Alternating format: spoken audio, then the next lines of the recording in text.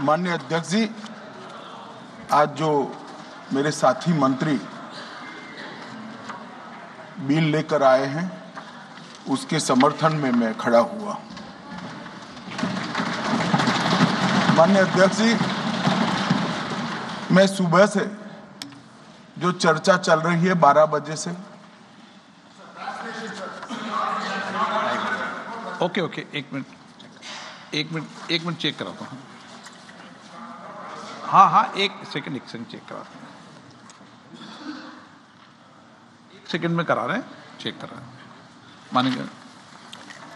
माननीय अध्यक्ष जी, 2 मिनट लगता है कभी। सुबह से जो चर्चा चल रही है उसको मैंने बारीकी से सुना है। मुझे लगता है या तो निर्दोष भाव से या तो राजनीतिक कारणों से ढेर सारी भ्रांतियां कई सदस्यों के मन में भी है और कई सारी भ्रांतियां सदन के माध्यम से, आपके माध्यम से पूरे देश भर में फैलाने का प्रयास भी हो रहा है। बिल पर चर्चा का जवाब तो माननीय रिज्जू साहब देंगे। मैं कुछ बातें यहां रखी है, इसको मेरी समझ के हिसाब से क्लैरिफाई करने का जरूर प्रयास करूंगा। ये वक्त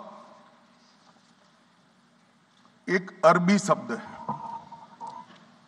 वक्त का इतिहास मान्यवर कुछ हदीसों से जुड़ा हुआ मिलता है और आजकल जिस अर्थ में वक्त शब्द का प्रयोग किया जाता है, इसका मतलब है अल्लाह के नाम पर संपत्ति का दान, पवित्र धार्मिक उद्देश्यों के लिए संपत्ति का दान। मान्यवर वक्त का समकालीन अर्थ, अभी जो अर्थ हम समझ रहे हैं, वो इस्लाम के दूसरे खलीफा श्री उमर के समय में अस्तित्व में आया। एक प्रकार से इसकी आज की भाषा में व्याख्या करें तो वक्फ एक प्रकार का चैरिटेबल एंडोनमेंट है और जहां एक व्यक्ति संपत्ति, भूमि या मूल्यवान संपत्ति धार्मिक या सामाजिक भलाई के लिए दान करता है बिना उसको वापस लेने के उद्देश्य से, वहां वक्फ की रचना करती। इसमें दान देता है, वो शब्द का बड़ा महत्व है। दान उस चीज का ही कर्ज किया जा सकता है जो हमारा है। सरकारी संपत्ति का दान मैं नहीं कर सकता। मान्यवर किसी और की संपत्ति का दान मैं नहीं कर सकता। दान उसी चीज का किया जाता है जो हमारा है।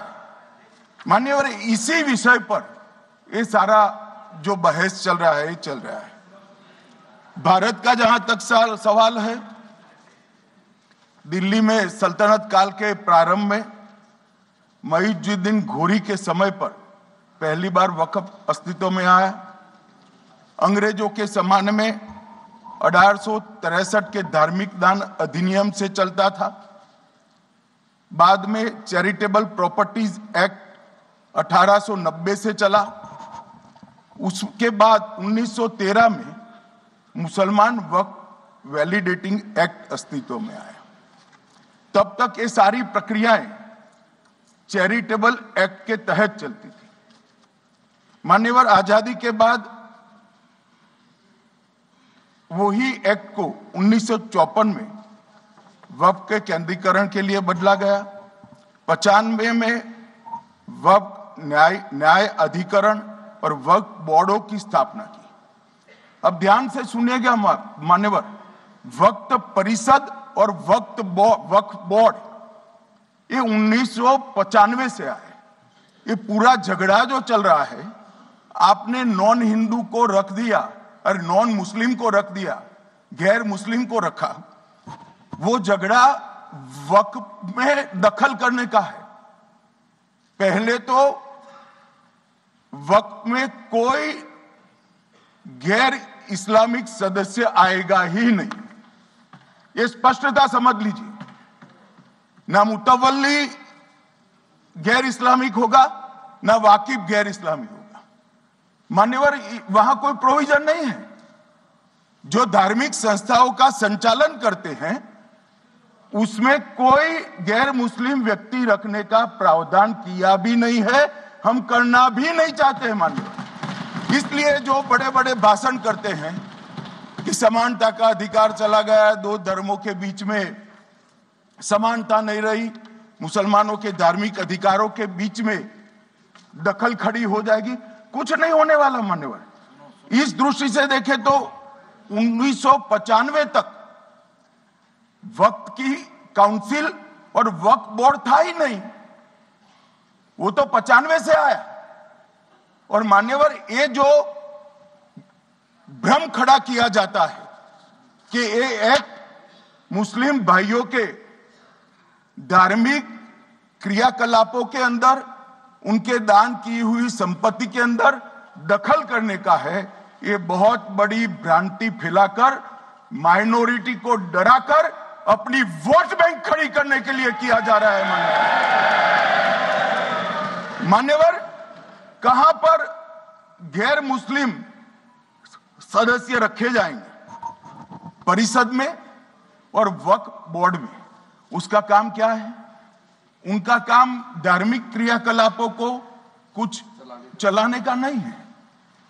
वो शुद्ध रूप से वक्फ का जो कानून, दान के लिए किसी ने दी हुई संपत्ति, उसका एडमिनिस्ट्रेशन अच्छे से चल रहा है नहीं चल रहा है, कानून के हिसाब से चल रहा है नहीं चल रहा है, या तो दान जिस चीज के लिए दिया गया, इस्लाम धर्म के लिए दिया गया, गरीबों के भोजन के लिए दिया गया, गरीबों के उद्धार के लिए, वो उद्देश्य के लिए इसका उपयोग हो रहा है नहीं हो रहा है, इसका नियमन करने का काम है मान्यवर।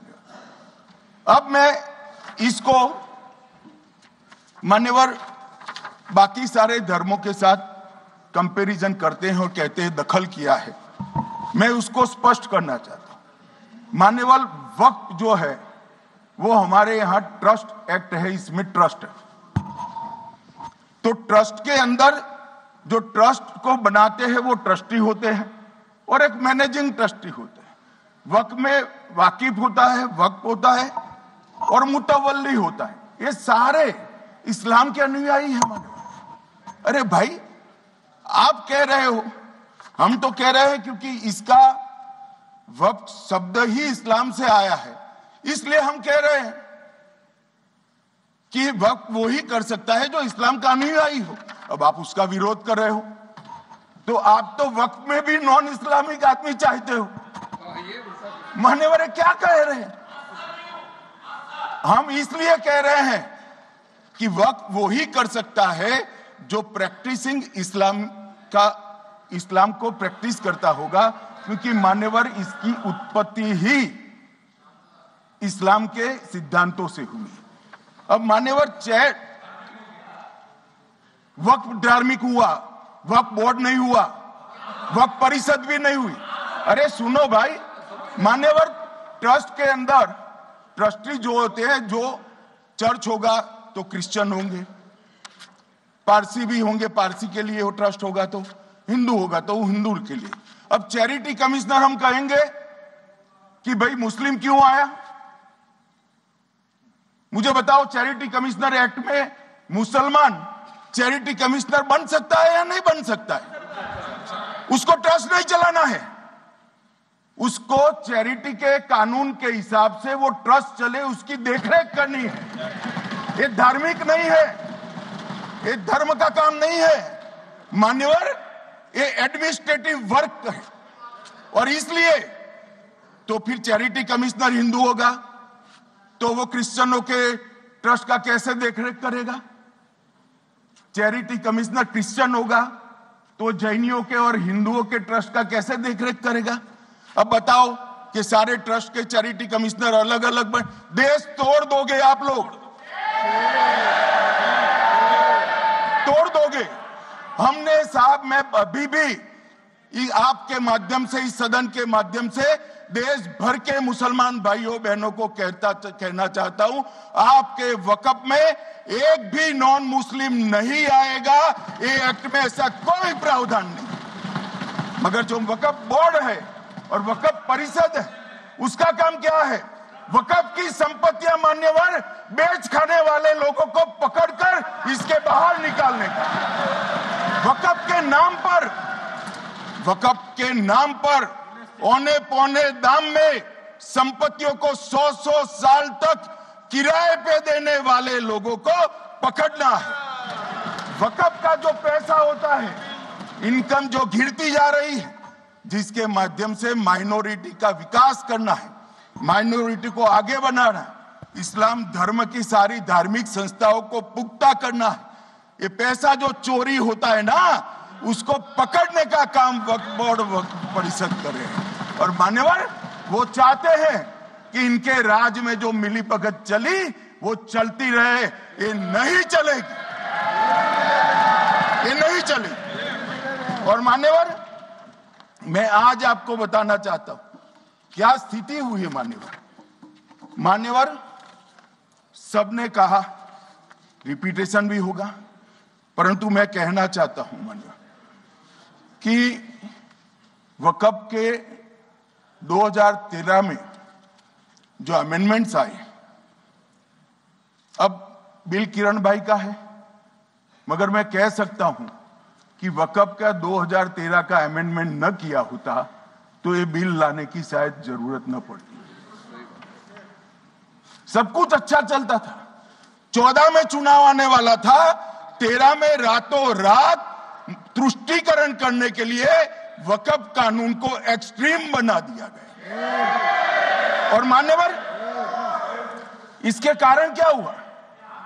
इसके कारण दिल्ली लुटियन की 123 वीवीआईपी संपत्ति कांग्रेस सरकार ने जब चुनाव मुहाने पर थे, 25 दिन दूर था, वक्फ को देने का काम कर दिया। दिल्ली वक्फ बोर्ड ने उत्तरी रेलवे की भूमि वक्फ के नाम घोषित कर दी। हिमाचल में वक्फ की संपत्ति बताकर उस पर अवैध मस्जिद बनाने का काम किया। 250 हेक्टेयर क्षेत्रफल वाले 12 गांव पर वक्फ का स्वामित्व हो गया तब तमिलनाडु में। और मान्यवर तमिलनाडु के 1500 साल पुराने तिरुचेंदुरई मंदिर की 400 एकड़ भूमि को वक्फ की संपत्ति घोषित कर। ये जब मंदिर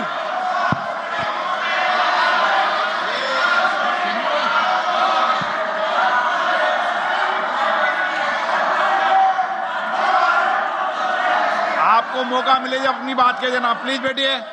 मान्यवर कर्नाटक की, आपको मौका मिले जब अपनी बात कह देना, आप भी बहुत मिसलीड करते हैं। बैठिए गृह मंत्री जी। मान्यवर कर्नाटक की मणिपट्टी समिति का रिपोर्ट में पढ़ रहा हूं, इसमें मेरा कुछ नहीं है, खड़े मत हो जाना।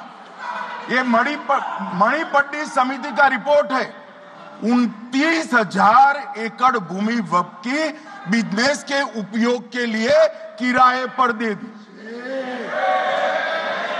मान्यवर 2001 से 12 के बीच 2 लाख करोड़ की वक्फ की संपत्ति निजी संस्थानों को हस्तांतरित कर दी 100 साल की लीज पर। मान्यवर